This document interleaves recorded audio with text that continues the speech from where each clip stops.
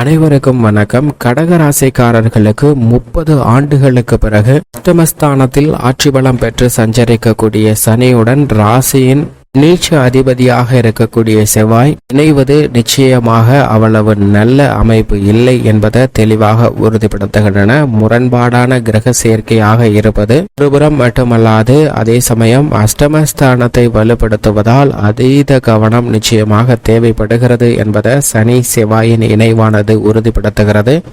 பொதுவாக சனி செவ்வாய் இணைவு என்பது கோல்சார விதியின் அடிப்படையில் பார்க்கும்போது சில சிரமங்களை அதீதமாக ஏற்படுத்துவதற்கான வாய்ப்பு இருக்கிறதே தவிர நன்மையை விளைவிக்கக்கூடிய ஒரு அமைப்பாக பார்க்க முடியாது. ஏனென்றால் நவ கிரகங்களிலே மிகவும் முக்கியமானவராக பார்க்கக்கூடியவர் சனி பகவான். நீதி தவறாத, நடுநிலை தவறாத நியாயஸ்தராக செயல்படுகிறாருங்க. நாம் செய்த பாவ புண்ணியங்களை துல்லியமாக கணக்கிட்டு பல்வேறு விதமான நன்மை கொடுப்பதாக இருந்தாலும் தீமை கொடுப்பதாக இருந்தாலும் சனிக்கு நிகர் சனி என்று சொல்லிவிடலாம். அதே போன்றுதான் மிக வலிமை வாய்ந்தவராக பார்க்கப்படுகிறார். மங்களகாரகன், பூமிக்காரகன் என்று சொல்லக்கூடிய செவ்வாய் என்றால் சுப நிகழ்வுகள் என்றால் செவ்வாயின் ஆதிக்கம் இல்லாமல் நிச்சயமாக நடப்பதற்கான சாத்தியக்கூறுகளே இல்லை என்பதை தெளிவாக உறுதிப்படுத்துகிறாருங்க. அதிலும் திருமணம் போன்ற பல்வேறு நிகழ்வுகள் நடைபெற வேண்டும் என்றால் நிச்சயமாக செவ்வாயின் பங்களிப்பு மிக முக்கியமான ஒன்றாக பார்க்கப்படுகிறது.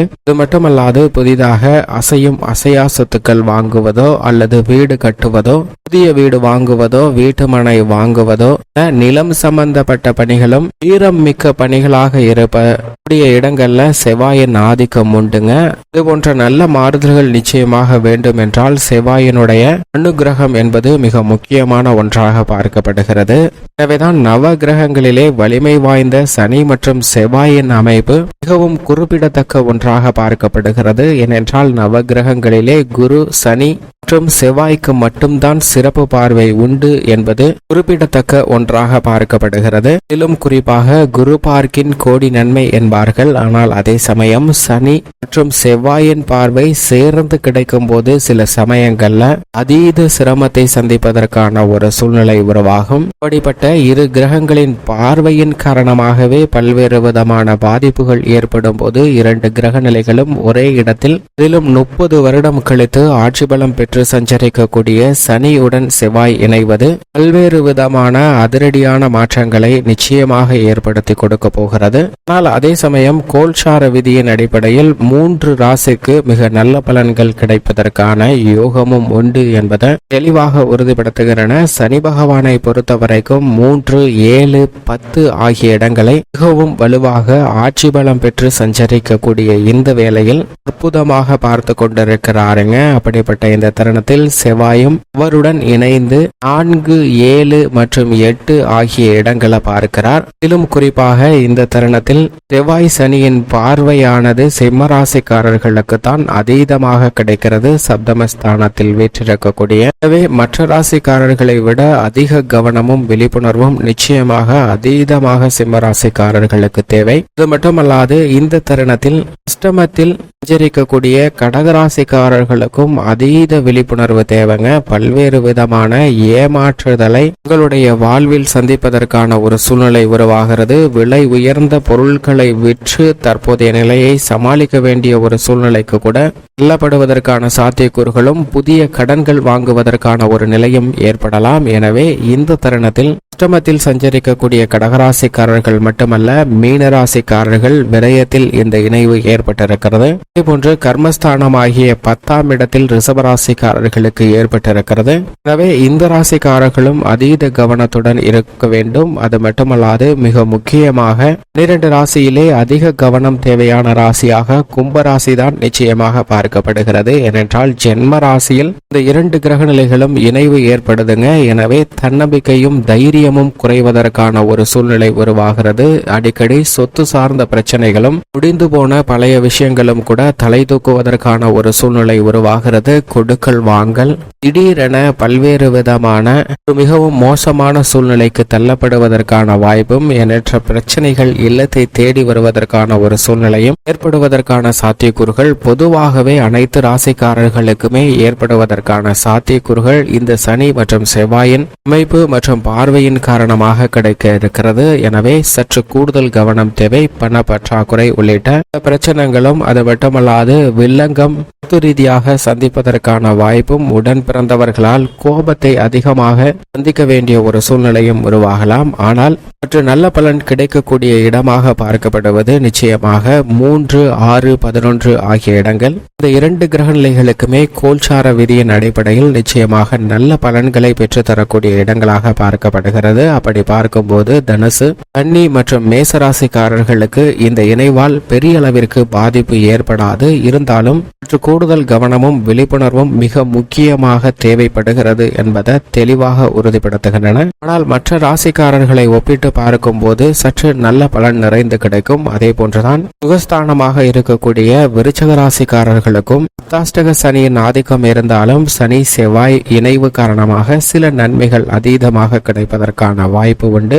மிகவும் மோசமான இடமாக பார்க்கப்படுவது ஜென்மம், அஷ்டமம் மற்றும் விரயம். இந்த இடத்தில் இருப்பவர்கள் அதீத கவனத்துடன் செயல்பட வேண்டும். கும்பராசி, கடகராசி மற்றும் மீன ராசி இந்த ராசிக்காரர்கள் அதீத கவனத்துடன் இருப்பதோடு மட்டுமல்லாது எதை செய்தாலும் ஒரு முறைக்கு இருமுறை யோசிக்க வேண்டும். சிம்மராசிக்காரர்களுக்கு சப்தம பார்வை ஜென்மராசியிலே விழுவதால் தேவையில்லாத பல குழப்பங்களை சந்திப்பதற்கான ஒரு சூழ்நிலை உண்டு. எனவே நிதானமும் பொறுமையும் மிக முக்கியமாக தேவை. இப்படி சஞ்சார அமைப்பு மற்றும் பார்வையின் காரணமாக பல்வேறு விதமான முரண்பாடான பலன்களை கொடுக்கக்கூடிய ஒரு கிரக சேர்க்கையாக இருந்தாலும் கூட சனியின் பார்வையில் செவ்வாய் நிச்சயமாக பகை கிரகமாக பார்க்கப்படுகிறாருங்க.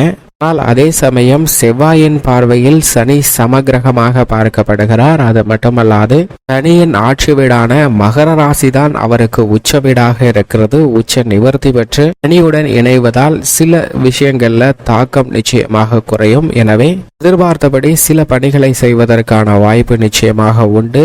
இப்படி சனி செவ்வாயின் இணைவு காரணமாக பல்வேறு விதமான மாறுதல்கள் சந்தித்தாலும் உங்களுடைய ராசிக்கு என்ன பலன் என்பதை சற்று விரிவா பார்க்கலாம். கடகராசிக்காரர்களை பொறுத்த வரைக்கும் நிச்சயமாக யோகத்தை கொடுக்கக்கூடிய ஒரு கிரகமாக பார்க்கப்படுகிறவர் செவ்வாய். ஏனென்றால் ராசியின் அதிபதியான சந்திரனை செவ்வாய் நட்பு கிரகமாக பார்க்கிறாருங்க. சந்திரனும் செவ்வாயை சமகிரகமாக பார்க்கப்படுகிறார். எனவேதான் செவ்வாய் அஷ்டமத்திற்கு செல்வது நிச்சயமாக வரவேற்கத்தக்க ஒரு அமைப்பாக பார்க்க முடியாது. அது மட்டுமல்லாது சனியும் ராசிக்கு சமமானவராக தான் பார்க்கப்படுகிறார். எனவேதான் இந்த 2 கிரக நிலைகளும் அஷ்டமத்தில் சஞ்சரிப்பது நிச்சயமாக சாதகமற்ற ஒரு அமைப்பாக தான் பார்க்கப்படுகிறது. இந்த 2 கிரகம் மட்டுமல்லாது சுக்கிரனும் அஷ்டமத்தில் இருப்பது நிச்சயமாக கொடுக்கல் வாங்கல் சார்ந்த விஷயங்கள்ல எதிர்பாராத சிரமத்தை ஏற்படுத்துங்க. அது மட்டுமல்லாது குடும்ப சுமை அதிகரிப்பதற்கான வாய்ப்பு உண்டு. நினைத்த காரியங்கள் நிறைவேறாமல் போகலாம்.